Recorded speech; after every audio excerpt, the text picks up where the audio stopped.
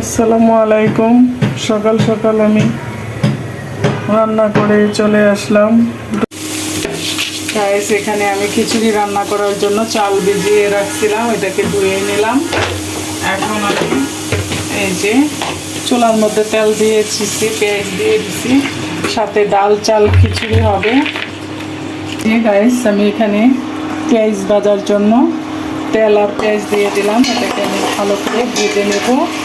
আর এখানে হলো গাজর, এই যে আমি এই গাজরগুলি ফ্রোজেন করা ছিল, দেখছেন কাজে লাগে ফ্রোজেন করা। এখন এটাকে আমি রান্নার জন্য একটু রেখে দিব।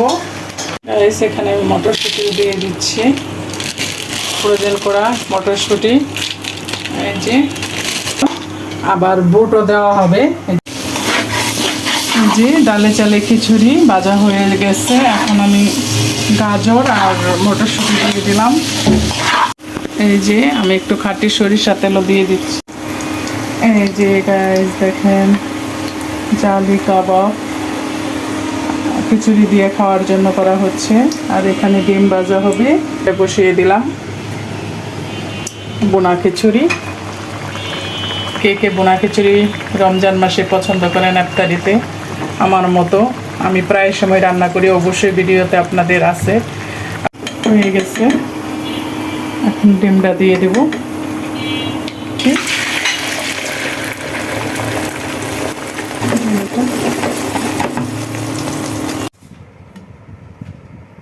এখানে বোনা খিচুড়ি ভাজা। এখন আবার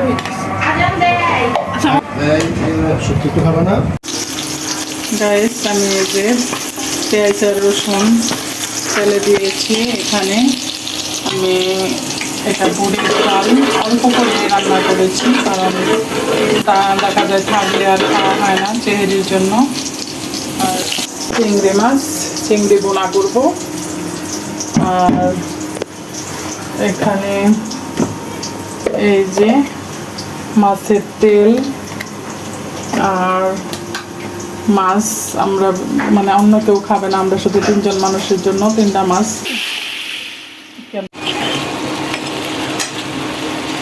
গাইস, আমার চিংড়ি মাছ হয়ে গেছে।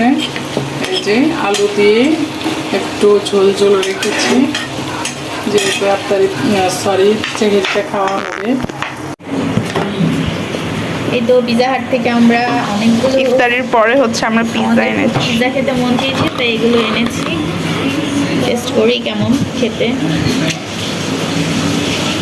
কি করতেছে এখানে?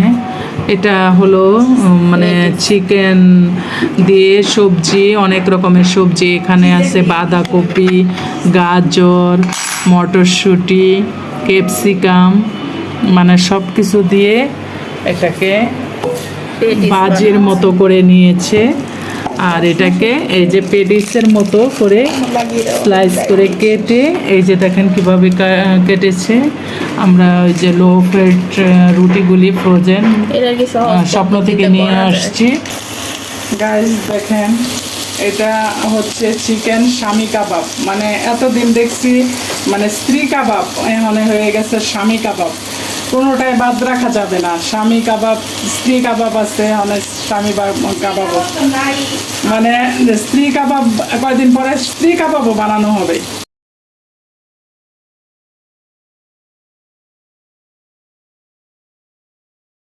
পেঁয়াজ ফেলে দিয়ে দিলাম। এই যে আমি চিকেন একদম ম্যারিনেট করে রেখে দিয়েছিলাম একটা দিন আগে। এই যে চিকেন দেখেন গাইস, আমার বাসায় তো প্রতিদিনই চলে চিকেন ছাড়া আমার বাসায় চলেই না। তাই আমি ভেবেছি যে আগে থেকেই মাংসটা ম্যারিনেট করে রাখি, যেহেতু সাদা মুরগি। তেলের মধ্যে পেঁয়াজটা ভালোভাবে ভেজে নিচ্ছি। এই যে এখানে আমরা আজকে জয়া হাসানের একটা রেসিপি রিক্রিয়েট করছি। এখানে আমরা আমাদের মতো করে বানাচ্ছি। এই তো এখানে আমরা দই নিব, আর উনি তো জাস্ট দইয়ের মধ্যে এই যে বোম্বাই সুইটস যে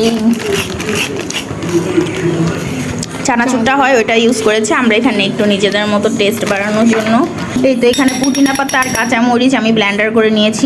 টেস্টটা কেমন হয় তার সাথে আমি একটু চিনি ইউজ করব, লবণ দিব, আর তার সাথে চাট মশলা দিব।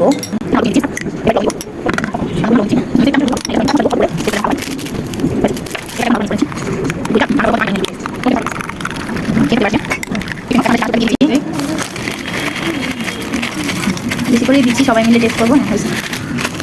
জাস্ট হালকা মিক্স করবো আর খাবো। লিকুইড হয়ে গেছে দইটা, জানি না কেমন লাগবে। দই দিয়ে হচ্ছে আমাদের দইটা একটু লিকুইড হয়ে গেছে ফ্রিজে রাখার কারণে, বাট টেস্টটা দেখছি কেমন হয়েছে। খুবই দারুণ।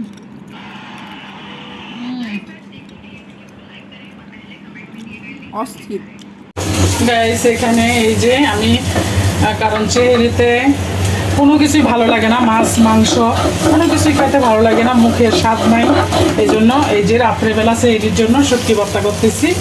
পাটাই বেশি বেটে, মানে শুটকি না, চাপা শুটকি, ময়মনসিংহের বিখ্যাত চাপা শুটকি। কারণ এটা দিয়ে খেলে মনে হয় যে চেহারিতে একটু মজা লাগবে, ভালো লাগবে, মুখে স্বাদ আসবে। এই জন্য আমি এটা এই যে পাটাই পিষে নিচ্ছি, তেলে ভেজে নিয়েছি আগে।